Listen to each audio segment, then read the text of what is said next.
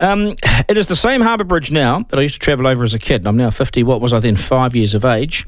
So in 45 years, we haven't made much of a difference to that bridge. We keep trying to prop it up, and I've been on it a couple of times underneath, and she's not great. It's just hanging on. And we've taken the tolls away, of course, because she's all paid for. She's a dog, but maintaining it's even more of a headache, and we can do better, and we need to. If a tunnel's outrageously expensive, and it is, then what do? We build, baby, build. And urban design agency Reset has this idea. I think it's worth considering, actually, the second harbour crossing next to the current bridge. They say they can do it for under $3 billion, $3.5 billion. That's less than the CBD rail tunnel in Auckland right now, the CBD rail tunnel, which will transform the inner city. But these guys, I like what they've done. I like what how they're thinking. They say a third bridge will be needed in time as well. But why don't we start putting funding aside and stop the reports and just get on with it? The current bridge can't handle bad weather, let alone all the cars on it these days. We have to future-proof ourselves, and it takes time. There's 1 million more people here now than when I was 5 years of age. And Reset co-director Garth Falconer is with us. Garth, g'day. Nice to have you on the program. You make it sound easy. It's not. Good afternoon, Duncan. Happy to be here. Cheers. Yeah, thank you for joining us.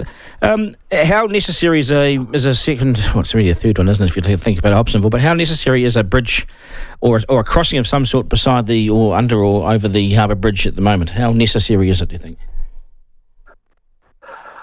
It is a high priority, Duncan. The current bridge is pretty much maxed out volume-wise and load-wise. So we need to provide some support and some greater efficiency. So that's why we've supported the idea of an additional bridge, not a tunnel. A bridge is much less disruptive and far less expensive than a tunnel, and is easier to maintain. What we're suggesting is a complementary bridge that is sensibly located to the west of the existing bridge, out away from it to give it some space, and we resourcefully use the existing bridge by repurposing it. So on the new bridge we take northbound traffic, tucks in underneath the base of the North Cape Peninsula, and on the existing bridge we take 6 lanes of southbound traffic, and that includes a dedicated public transport lane, and the 2 outside lanes, which are about 8 metres wide in total, are freed up for walking and cycling. Walking and cycling will provide about 5% of additional trips across the bridge. Dedicated public transport lanes will add up to 20% additional. So we'll have greater efficiency of our existing resource, also make it more resilient because we'll have an additional bridge. There's also ways in which we can provide windscreens on the existing bridge to cut down those severe storms and get us away from those closures that we're experiencing more frequently. It really opens up both sides of the harbour, doesn't it? It really opens it up because we talk about resilience, but it means that if you've got all those lanes going in the south direction, suddenly you've got some real flow. You haven't got that. Also, it's dangerous too with the way it's built at the moment with 2 cars going in different directions. It's not great. There's some very narrow lanes there, hard for trucks and so forth. We see all sorts of issues, and also it's not that great around the weather because of the wind. So. I like the idea, and it comes in at a fraction of the price compared to if you go tunnelling. I mean, tunnelling could take a decade, couldn't it? Absolutely. Well, it could take 25 years. And 25 years for a tunnel? To provide some... Yep. That's what the NZTA are suggesting in their latest exercise, which I think was released at the beginning of the year. They were talking about 2045. 2050, and we know with tunnels they are a high risk of blowing out and having long delays in their construction. They are a high risk project for sure. 25 years. I mean, that sums up New Zealand at the moment, though. But we can do better than that, surely. How long will it take to build this bridge that you're proposing? Well, recently in Croatia they've built a similar sized bridge, about 2.4 kilometres. With a Chinese construction company. It took 4 years to build. That was opened in 2022, and 2020 there was a 1.5 kilometre pre-stressed concrete bridge built in Genoa. It took 18 months to build.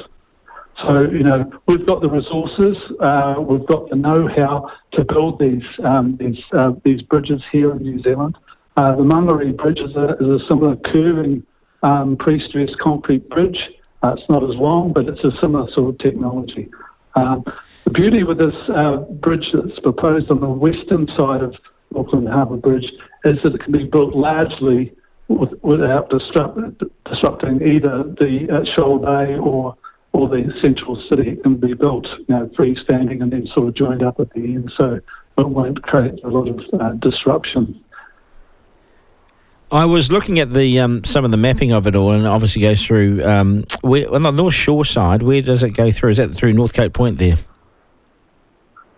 Yeah, the base of Northcote Point, there's quite a sort of a narrow neck, and it's about 25 metres high, similar to what we've seen in the Victoria tunnel that goes under Victoria Park. We need about 10 metres of that.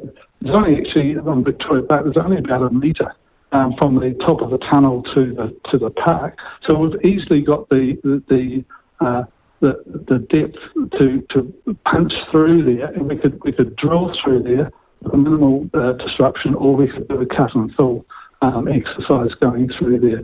And surgically, it would merge the bridge into the existing lanes going north, and we've got lots of runway on the northern side of that Northcote Point, pinch point there, to go off into Aniwa Road and further up. It's quite wide there, isn't it? It's probably the widest part of the network, which is lucky. Would you have to take out any houses, or would you go under them? Well, possibly you could reduce the number of houses that you would necessarily take. I can't give you a definite number on the houses. There would be some houses that would need to be taken, and there's a number of possibilities of what we could do. But putting a large piece of infrastructure into central Auckland is going to create some loss of housing, and I think at the moment the NZTA is suggesting loss of housing on the eastern side of the harbour bridge as it comes down onto Northcote Point. That wouldn't be necessary under this scheme, so it could balance that out. Yeah, you'd probably run into a bit of, anyone who's going to have their house taken under a public works sort of consultation wouldn't be that happy. And there's some nice housing down there. It's a nice part of the world and everything. You'd probably run into a bit of trouble there, I suppose, would you? Or how do you do that? Yeah, sensitively, I think. So in design terms, you would design it so visually, acoustically, and structurally it would have minimal effect, and we've got some suggestions on how to do that. But also just negotiating and discussing with adjoining landowners the possibilities and the options. I think the days of going in hard with the 1928 Public Works Act and just requisitioning a whole swathe of things is a very blunt way of going about it. But I think there's always various options, and we're always trying to minimise effects, I think.